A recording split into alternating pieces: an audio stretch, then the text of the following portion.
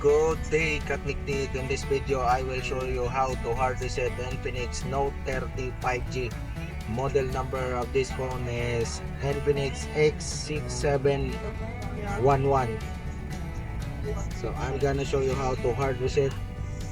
Just long press the power switch to turn off.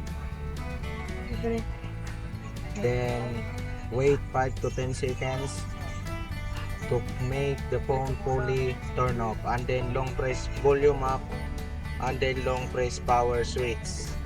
When Infinix logo comes out, release the power switch button and continue holding volume up.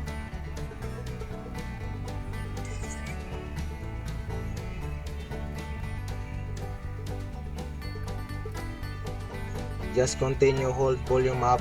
If this comes out no command, just long press power switch and one single press volume up.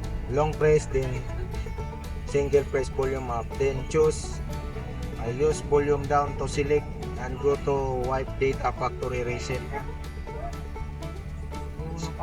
If you do this, all your data of your phone will be erased.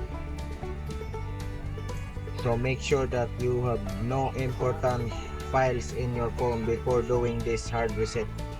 And then tap reboot to reboot system now. Now, Timpas na, Pino. Timpas na utang na ko. so just set up your phone.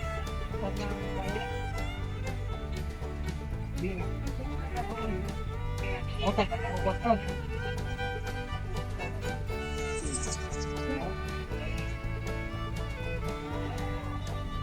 And that's it.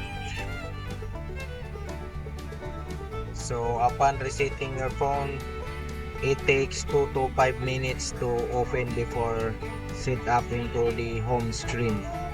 So if this video helps, don't forget to like and subscribe to my channel Katik. Thank you for watching.